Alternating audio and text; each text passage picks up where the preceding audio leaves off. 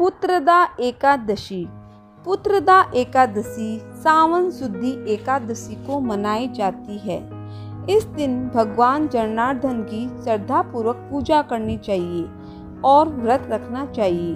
भगवान जनार्दन को पहले सुंदर ऊंचे आसन पर बैठाए, फिर उनके चरण धोवे, आचमन कराकर भोग लगावे। इसके बाद उन्हें स्नान करावे। स्नान कराकर उन्हें अच्छे वस्त्रों से सुशोभित करे। फिर धूप दीप फूल चंदन आदि से आरती उतारे और पूजा करे। इसके बाद वेद पाठी ब्राह्मणों को भोजन करावे और श्रद्धा पूर्वक दान देकर आशीर्वाद प्राप्त करे। दिन भर कीर्तन करे और रात्रि को भगवान की मूर्ति के समीप ही शयन करे। दिन में एक समय फलाहार करे। इस प्रकार नियम पूर्वक व्रत रखने वाले की सभी मनोकामनाएं पूर्ण होती है। निसंतान को संतान प्राप्त होती है। पुत्र की इच्छा वाले को पुत्र की प्राप्ति होती है। पुत्रदा एकादशी की कहानी इस प्रकार है। दोस्तों, अगर आपने मेरे चैनल को सब्सक्राइब नहीं किया है तो सबसे पहले सब्सक्राइब कर लें। बहुत समय पहले की बात है। कंचनपुर नामक नगर में एक सुरसेन नामक राजा राज्य करते थे। उनके राज्य में प्रजा बहुत सुखी थी। राजा के यहाँ किसी भी बात की कमी नहीं थी। वह बड़े धर्मात्मा, दानी और प्राणपालक थे। राज्य की ओर से उनकी आत्मा संतुष्ट थी, परंतु मन में वे बहुत दुखी रहते थे। दुखी रहने के कारण उनके कोई संतान नहीं थी। हर समय यही सोचते रहते थे कि मेरे मरने के बाद राज्य का कौन उत्तराधिकारी होगा। उनके 101 रानियां थीं। वे सभी इसी कारण दुखी थी। राजा की इसी सोच विचार में दिन प्रतिदिन अवस्था बिगड़ती गई। यहाँ तक कि एक समय ऐसा आया उनको हर समय बुखार रहने लगा और अंत में मियादी बुखार बन गया। जब राजा की ऐसी हालत देखी तो मंत्री भी दुखी होने लगे। उन्होंने राजा को बहुत समझाया, परंतु सब व्यर्थ गया। अपना सब प्रयत्न व्यर्थ देखकर मंत्री के पास गए। उन्होंने पुराने मंत्री को राजा का पूरा हाल कह सुनाया। तब पुराने मंत्री बोले, राजा से कहो कि वह अपने राज्य के सभी विद्वान और ज्योतिषियों को बुलावे और उनसे संतान प्राप्ति के बारे में पूछताछ करे। यह सुनकर मंत्री राजा के पास आए और पुराने मंत्री की सलाह कह सुनाई।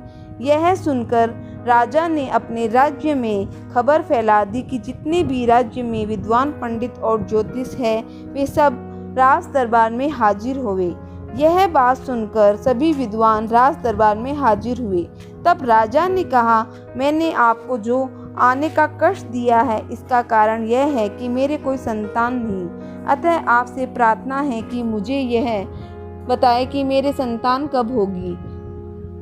तब विद्वानों ने अपने शास्त्रों में देखा, परंतु संतान का कोई योग दिखाई नहीं दिया। तब विद्वानों ने निराश होकर कहा, आपके भाग्य में कोई संतान नहीं है। इसको सुनकर राजा बहुत दुखी हुआ।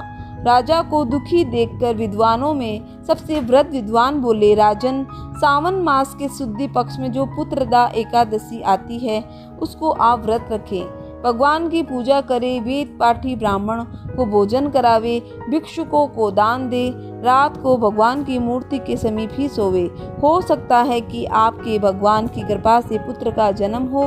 राजा ने वृद्ध विद्वान की और आए हुए समस्त विद्वानों को हाथ जोड़कर प्रणाम किया और पुत्रदा एकादशी के दिन व्रत रखने का प्रण किया। इसके बाद उन विद्वानों को खूब दान दक्षिणा देकर विदा किया और आप महल में चलिए।